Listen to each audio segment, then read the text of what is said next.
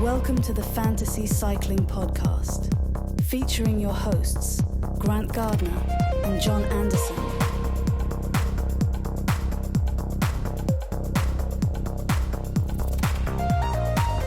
Chapeau, you're in the mix. Welcome to the Fantasy Cycling Podcast. I'm John, and with my friend Grant. Grant, how are you today? Doing good. It's Friday. TGIF, and we've got the tour on deck. Yeah, man. National championships this week. We might see some new kit on the road at the Tour de France. Bro, that's not even been on my radar. Is that really this weekend? I'm Yeah. embarrassed. Yeah, we've had all the time trials this week.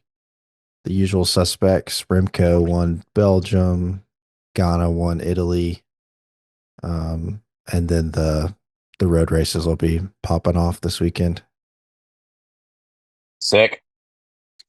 So we should probably tell the listeners we're doing a little, haven't done this in a while, but doing a remote call-in show because Grant and I are just being pulled in different directions. And Grant, I've really gotten used to doing our pods in person. So just gonna have to go back in time and sharpen up Yeah. the skills here and zoom it up.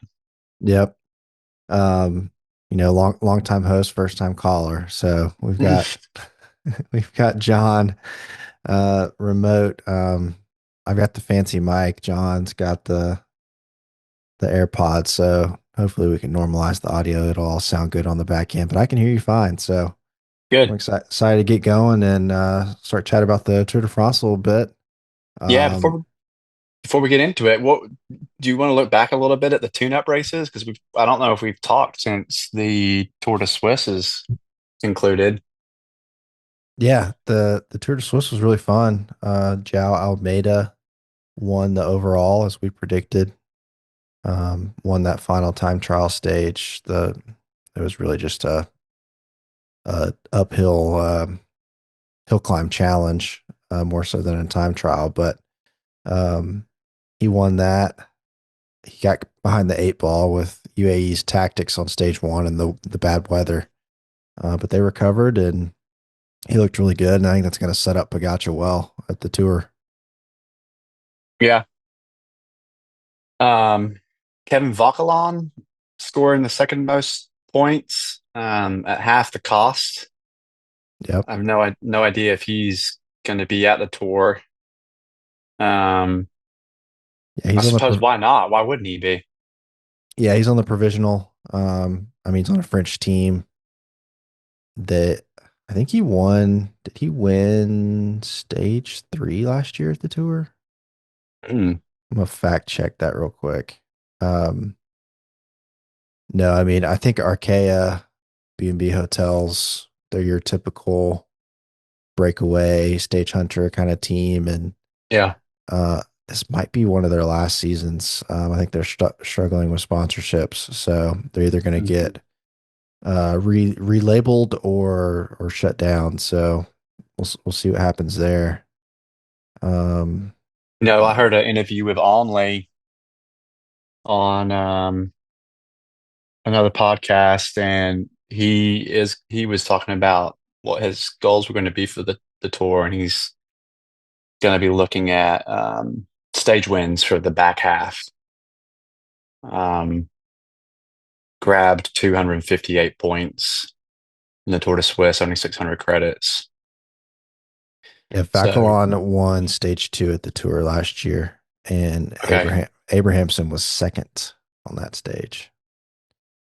Did anybody's form just kind of leap off the page? Quinn Simmons's form for a 200 credit rider rode very aggressively. I don't know if Yeah. he's going to have that much freedom in a Tour de France context, but certainly seemed to have some brute force Well, I think on track. their main objective is going to be Jonathan Milan sprints. Hmm. So on the hilly breakaway stages, I still think Quinn could have a good opportunity. Um, and he's the type of guy that he's willing to take chances and risk it in a breakaway and just go all out. He seems like the type of guy to not play those games, not try to ride for second place. Like he's going to go all out on all breakaway stages. So I think that's a good shout for 200 credits if he's still at that price point. Okay. Yeah. Noted. I wasn't sure. I'm glad to hear your take on that. So even if he's in service for the traditional sprint stages, a more dynamic or hilly or even a breakaway stage, he still might give it a go. He certainly looks like he's got some freaking power right now. Yep. Uh, Ben O'Connor, a little bit disappointing. I wouldn't be looking in his direction anyways for Yeah. the tour. And then, of course, we've got lots of data points, which we've already spoken about um, from what was it that also just concluded that we already dove into the Dauphiné Yep. with just Pog looking dominant and a little bit bored. Um, Jonas looking a little bit sheepish, and maybe he was feigning a little bit. Maybe there's a little skullduggery there in Jonas's. Yeah. Leipowitz looking strong. We talked about that already. And Vanderpool as well, looking very strong. Um, Quick hot take there. okay. Who's going to finish higher at the tour, Leipowitz or Roglic?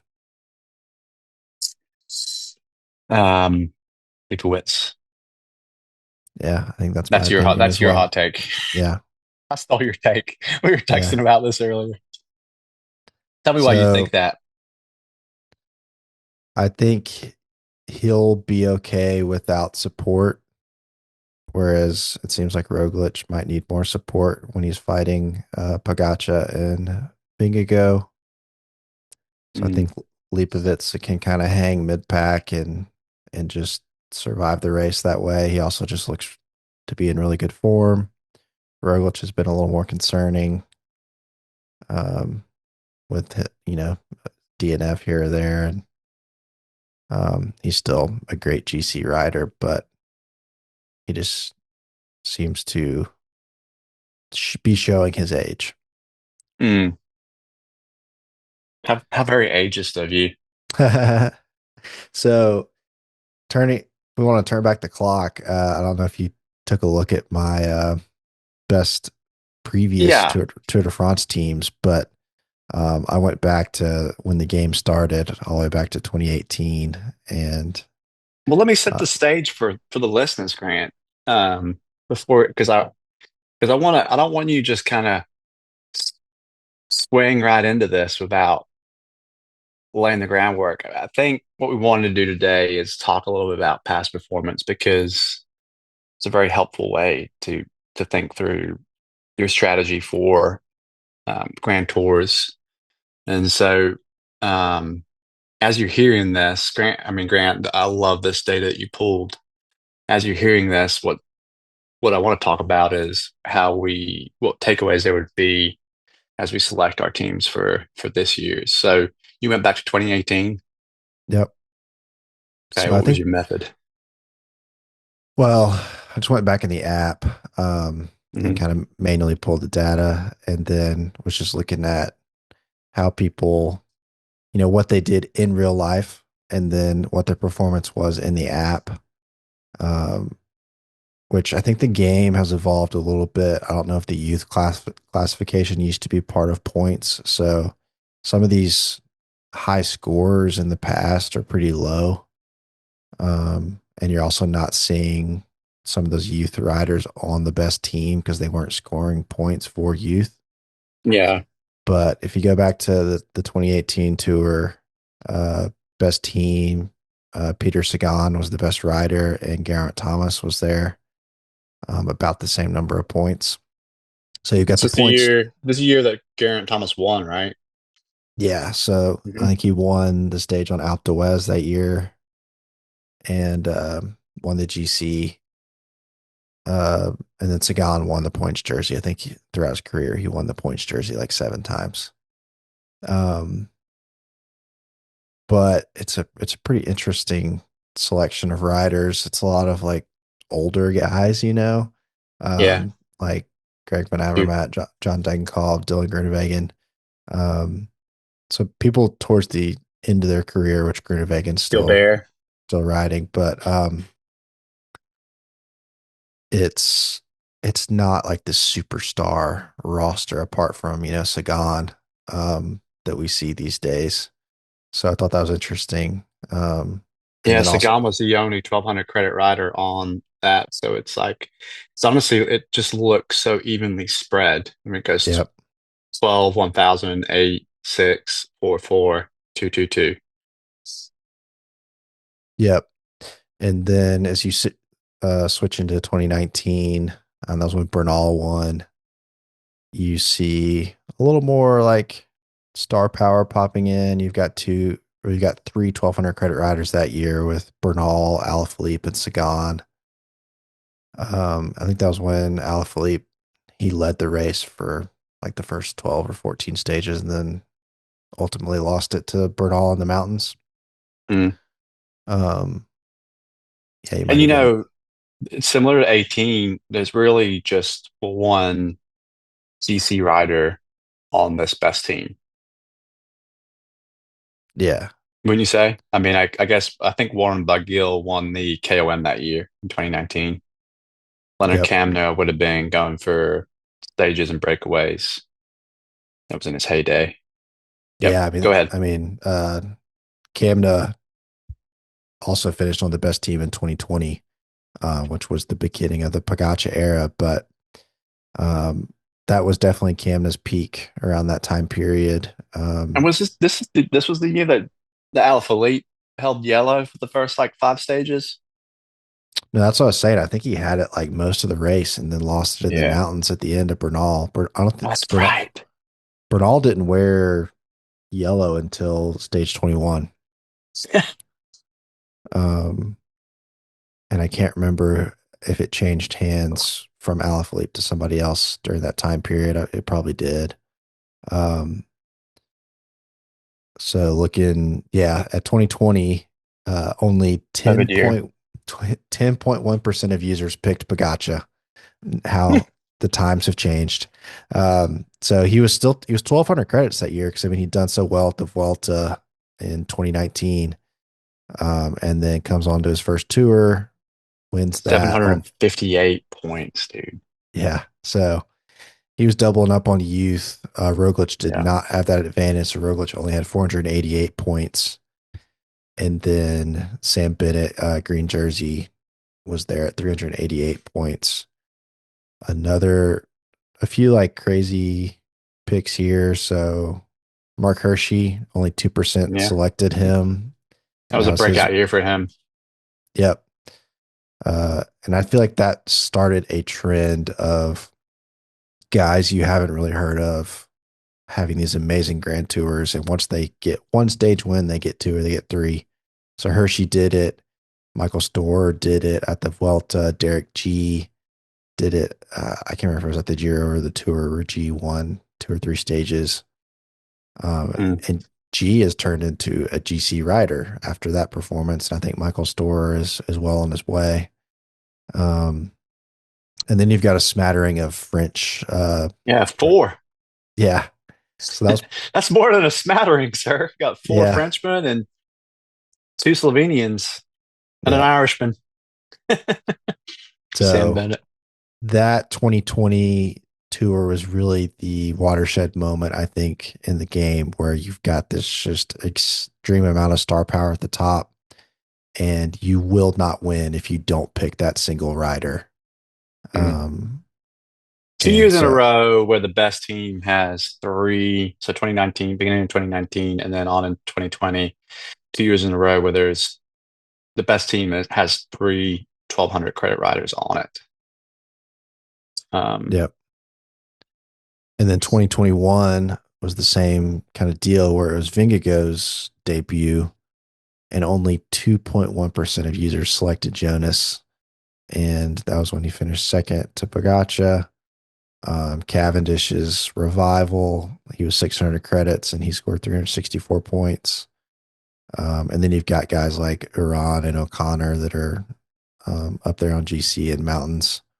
And then a couple more Ish. French guys again, Frank Bottomore and Cyril Barth. Both of them less than 1% of users had them, but they scored more than 50 points at 200 credits.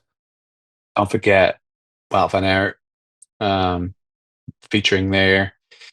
But a departure from the 2 year trend from the previous 2 years where you've only got one 1200 credit rider at the top. And I think that's because of the Jonas effect, right? Where it's like a lot of Yep. people were going for other GC riders, but the trend is going in the direction of, okay, in 2020, you've got two GC riders, Pog and Rog, and again, Jonas and Pog in 2021 at the top. That was the Wout van Aert year where Wout went crazy. Yeah. Um, Beast mode. beast mode. And then, yeah, very interesting. Okay, go on. Yeah. So getting closer to Modern recent day. modern day, the TikTok era.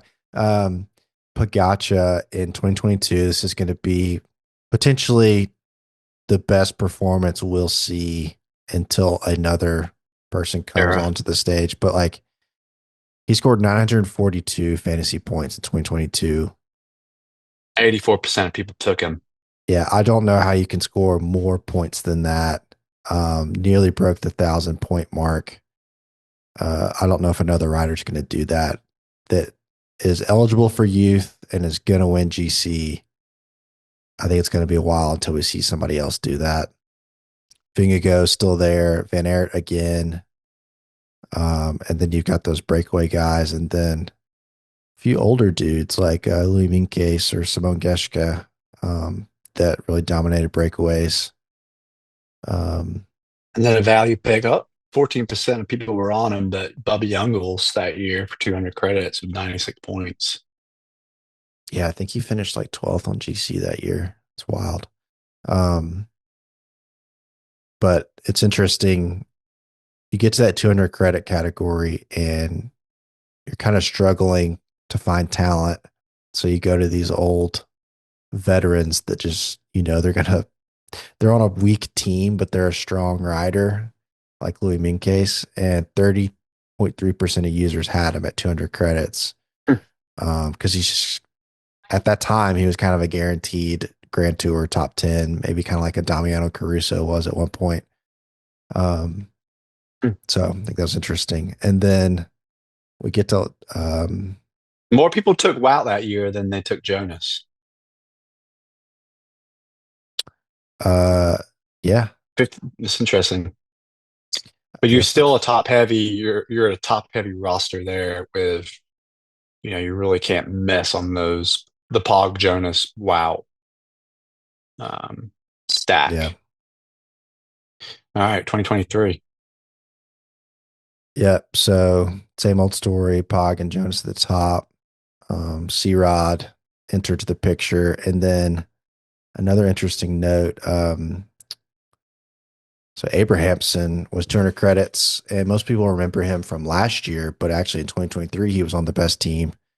Only 0.3% of users selected him, and he returned again in 2024. So, I mean, it's pretty wild. 2024, it was Pogacar's fifth Tour de France. He's been the number one rider in fantasy points every year, including the 2 years that he didn't win the Tour.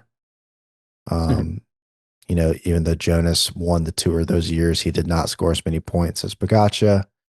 Evenepoel actually scored more points than Vingegaard last year. Um, and, he's getting those youth points. So that was the big factor. He won the youth jersey. Um, Abrahamson on there again. One kind of crazy name on here that you would have said beforehand. Yeah, let's take Pascal Ackerman at 600 credits. I would have not been down with that, but 600 credits, 143 points, and only 0.9% selected him. So pretty good points arbitrage there. Yeah, I mean, looking, just shout out to the people finding the cherries like that in the so point nine, like you said, took Ackerman. He was expensive though, 600 credits. 0.3% of users took Abrahamson in 2023, only 200 credits. I think the lowest taken dude though on all of these is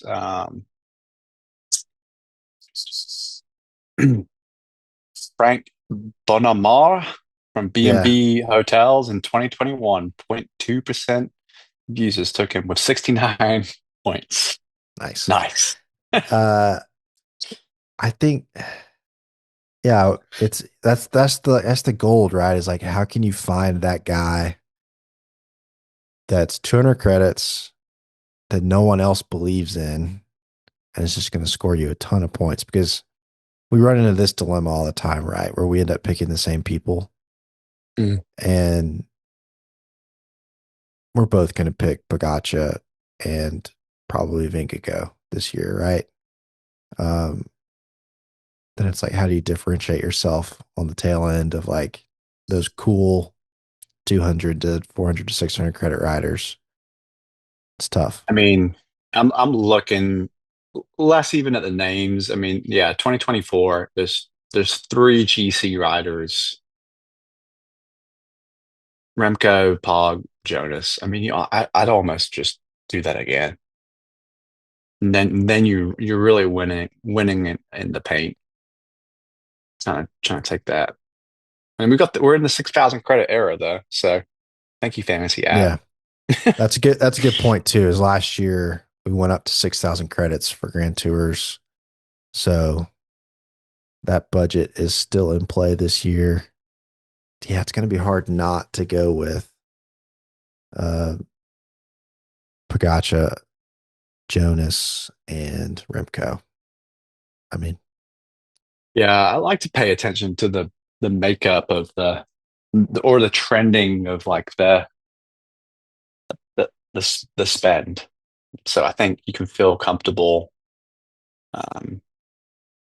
going deep. I mean, Biniam Girmay last year was so valuable. Mopic, taking 386 points and in the sprints and for only 600 credits. There definitely were more expensive sprinters out there last year. Um, Shout out Billy Carapaz too, like yeah, an old name and certainly appeared to be in good form in the Giro. Um, yeah. I feel like he could. Honestly, you could be pretty safe picking the exact same team as long as the budget allows. yeah, clearly. um, I mean, maybe you would squabble about the 200 credit point riders. yeah. I don't know. I would still have a hard time taking Ackerman. No, yeah. Apart from Ackerman, but I mean at Yeah, the top Jonas and end, Carab. Yeah, Benny Jonas. I'm sorry, Benny Carapaz and Jonas Abrahamson. I mean, so Abrahamson's not going to be is turning he more credits anymore. expensive? Yeah, I think is he's he four? I think he's 6 now, actually. Oh, started at the bottom. Now we're here from the house. He's up in the penthouse now. Yeah. What's the course look like this year, Grant? So I was looking at it earlier today. I think it's a pretty good route. Um, it starts with this year. It starts in Dunkirk, so there's not a foreign Grand Depart. So it's going to have a few of those early kind of classics like stages, which Yeah, just screams Matthew Vanderpool. And given the fact that he did ride the Dauphiné hard and like competed for the green jersey, gives me yeah. hope that he could do that at the tour. I was surprised by that. Yeah, we've never actually seen him go for the green jersey. So that's really exciting. So stage one, Grant, pancake flat sprint stage, Lidl to Lidl. Yeah, Um, it's got a little bump in there though, Mont Cassel, which is a little cobbled climb that they use at the 4 days of Dunkirk. So I feel like that could be a launch pad for Vanderpool and Van Aert. A storied race for Yeah. fantasy cycling picker Grant Gardner. Yeah. I love Dunkirk. Stage two, a little bit more dynamic. Well, actually, no. I mean, there's nothing quite as lumpy as that aforementioned Cobble Hill, but Yeah. another flat day. This one looks like it has an uphill ramp to the finish though. So maybe a little Benny Yeah, you're right. Underlie, Vanderpool, Yeah, Van well, Aert situation. yeah, a flat finish to stage three. Yeah. Um, That one looks, which they looks like they do Cassell again, maybe from a different side or something. Um, but yeah, that one's pancake flat, so that should be Timberlier all day. Olympia stage four, but a flat finish after a descent. They climb up. Um, what is this last little climb? Rampe, Rampe Saint Sant'Hilaire. Hillary. Hillary, yeah. It's named after Hillary Clinton, actually, Grant. Um, Stage five, this time trial, yeah, just kind of 33-kilometer time trial, very, very flat. Um, Rimco. Stage six, ending in Normandy, a Now little bit more dynamic. that one looks spicy. It's Either a, a little raidy, yeah, I'm thinking a little stab you in the backy. yeah, there's going to be some swashbuckling on that stage. And when we say Yeah. swashbuckling, we think of Julian Alaphilippe. Knives are going So to be in the teeth. They're going to be swinging from the yeah. ramparts. Um, Stage seven. What do you make of this one? Muir de Breton, I mean, Vanderpool, remember he won for his grandfather on that stage, took yellow, Puppy. um, poo poo, and Dan Martin has won in the past. Like this is that this is a classic little climb here that Yeah, ends in a ramp. You climb at the yeah, end. it's like super steep. Um This is not fake. This is not a fake climb. It's yeah, very steep. yeah, no falso plano here. So um that That's one gonna be a fun one. should be pure entertainment. And it looks like they cross it uh once before the finish too. So they'll get a good Dude, look at it. circle that one, dude. That's gonna be a Yep. dope day. Eight looks kind of boring. Yep. Uh, Nine looks boring. Melier, and nine. Stage 10. Well, Hmm. mountain stage. I've not heard of Super Sancy, so that should be fun. But yeah, not any like super famous climbs in there. I mean, like Clermont-Ferrand looks familiar. I know they've passed through there a lot.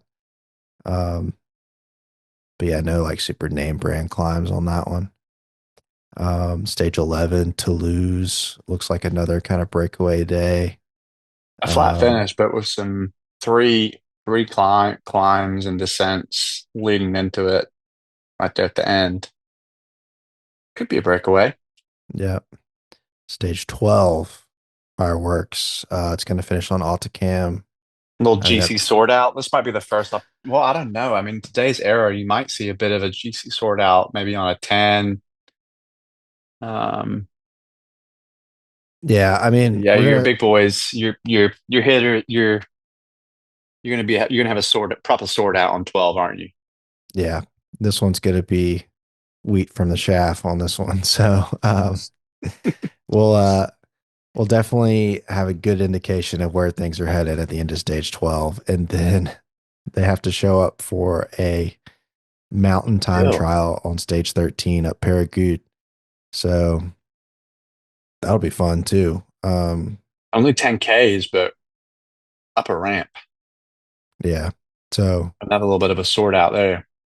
probably Pagacha there, but for stage win, it could be another Almeida situation if he's continuing his form from Swiss. We'd love to see it. Shout out to Portugal, man. Let's go. Yes. And Uh, then stage 14, circle it in your diaries. July 19th, we're going to have Tourmalet, and then finish on Luchon Super Bonneray, ski village. So that one is going to be a classic mountain stage, uphill finish. Should be super fun there. It's got the pair sword in there in the middle after Tourmalet. Stage 15 looks like a breakaway kind of day. yeah. A few lumpy climbs in the middle and then descent to the finish. Stage 16, another classic, Mont Ventoux. Hey, is this from like the Vuelta?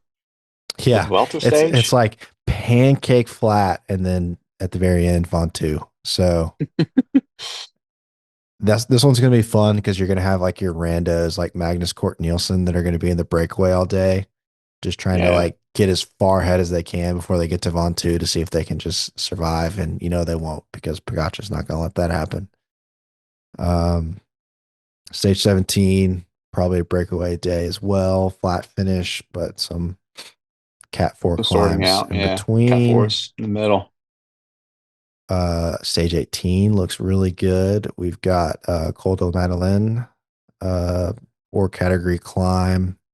Looks like that's going to be like 60 kilometers from the finish. And then it's going to finish on Los, which is 26.5 kilometers at 6.4%.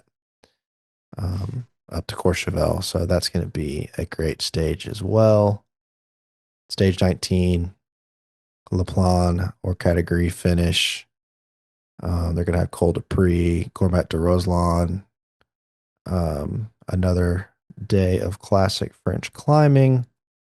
Stage 20 looks like it could be a sprint or a breakaway day.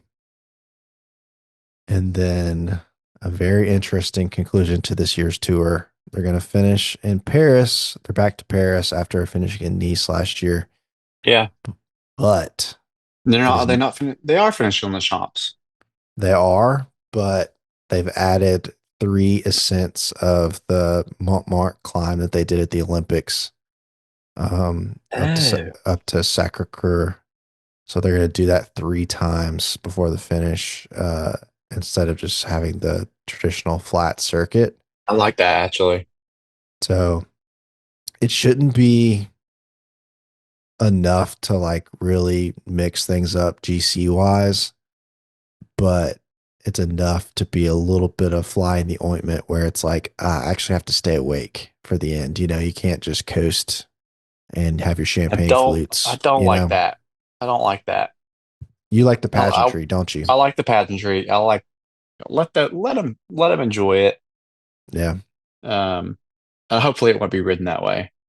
But maybe they'll just have to pay attention for the first two, or just make it over that last one and then just kind of coast on down. But It all um, depends on kind of that mutually assured destruction, right? Or what kind of gap we're coming into that final stage with.